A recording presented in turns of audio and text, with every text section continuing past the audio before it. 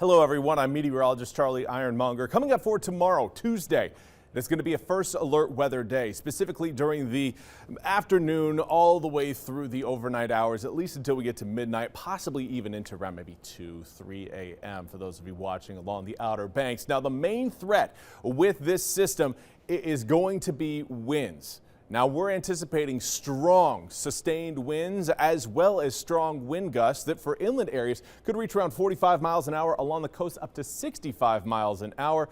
And that is also coupled with the possibility of isolated tornadoes. That tornado threat is going to be a little bit higher as you head further and further south.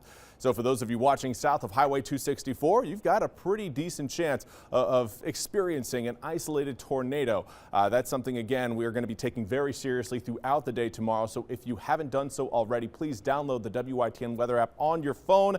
That way, if any warnings are issued, of course, make sure you turn on notifications, then you will be notified and you can get into a safe space and hopefully save you and your family from any sort of real damage risk or injury risk. Now, as far as the rest of the system, rainfall around 1 to 3 inches coming down. We could see surf at 10 to 18 feet along the coastline from Cape Fear all the way up towards Cape Hatteras. That, of course, includes Cape Lookout. Now, we also, again, have the possibility of storm surge. With winds this strong for this long, we are looking again at that potential for possible coastal flooding. In fact, I'd be shocked if we didn't see some coastal flooding. We're anticipating that flood threat, or at least water levels rising around 2 to 4 feet higher than normal because of those strong winds we're going to have tomorrow. Now, here's a look at the whole system itself. You can see a lot of very cold air on the backside of this system, producing snow flurries from Illinois all the way across Iowa into Nebraska, Kansas. That cold air, while not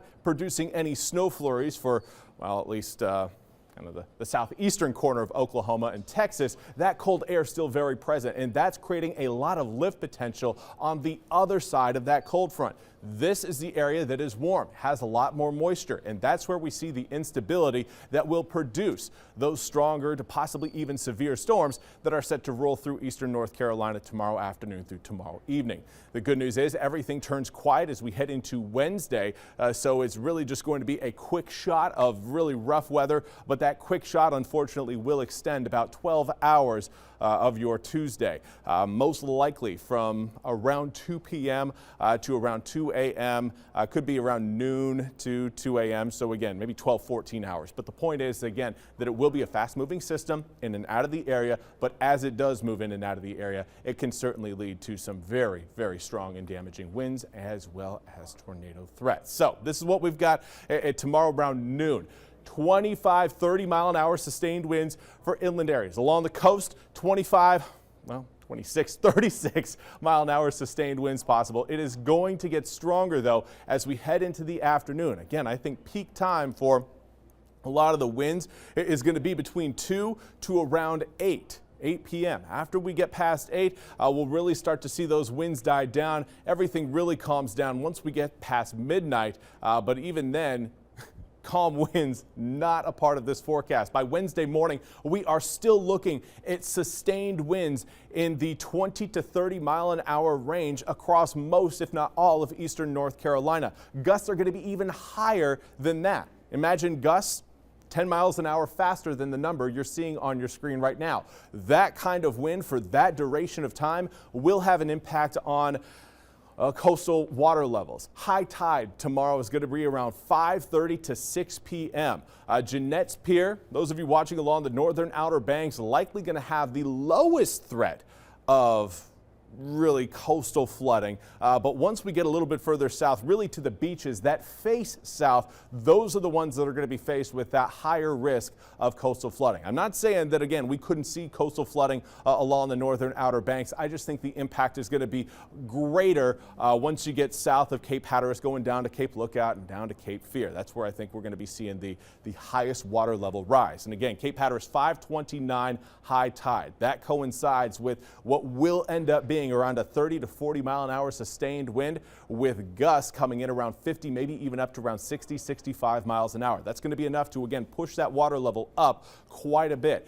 543 for those of you watching along Ocracoke. For those of you near Atlantic Beach, 5:26 p.m. is your high tide. 5:44 along the New River Inlet in Jacksonville. It is just going to be a fairly soggy day as far as rain goes, but again, our main focus is going to be the winds. But let's talk a little bit about the rain showers coming in early Tuesday morning, fairly light, not really a whole lot there, really relatively scattered. And then we get into the afternoon, and this is when things start to get a little bit hairy. If we can keep our temperatures down a bit, which is going to be difficult to do with winds coming in out of the south at such a sustained and strong clip that it's going to be difficult to keep that warm air out of eastern North Carolina. That warm air could lead to some supercells along this initial boundary as it moves in. That's where we see our highest threat of tornadoes, likely between around 2 p.m. to around 8, maybe 9 p.m. They could even linger longer than that, but I think that's our best window for potential tornadoes to spin up and possibly even touch down. You're again noticing that it's very scattered, a lot of kind of pockets of heavier rain. That is indicative of, again, a lot of instability in the atmosphere. Everything really organizes, though, along a central band of rain as we head later into the evening. By 9, 10, 11, and even midnight, that rain band is going to be pulling its way across eastern North Carolina, leaving us by the time we get to 2 a.m. Wednesday. Of course, that's just the rain leaving us. The winds will still certainly be a factor. Let's take a look at inland impacts. Sustained winds 20, 35 miles an hour, gusts 30 to 45 miles an hour, rainfall right around 1 to 3 inches of rain. 1 to 3 inches also possible along the coast. I'm not really seeing a wetter area versus a drier area in eastern North Carolina. It looks like everyone has a pretty good shot of seeing heavy downpours and enough rain to really create some ponding on the roadways. But again, it's the winds that have our attention with this one. Sustained winds along the coast 35, 45 miles an hour, gusting 50 to 65 miles an hour, creating a storm surge of around 2 to 4 feet. Really quickly, do want to give you guys a look at your full 8-day forecast for today. Everything's pretty good. Mostly sunny skies, 50-degree air temps, but winds will start to get a little bit breezier as we head into the afternoon. Wednesday, we'll wake up, maybe a little bit of cloud cover near the coast, but I think most of us are going to be sunny throughout the day on Wednesday, and we'll hold our air temps in the mid-50s coming up for Wednesday and Thursday before we get another system into the east as we head into Friday and Saturday. Thank you very much for tuning into your First Alert Forecast online. I'm meteorologist Charlie Ironmonger, and I hope you all have a great day.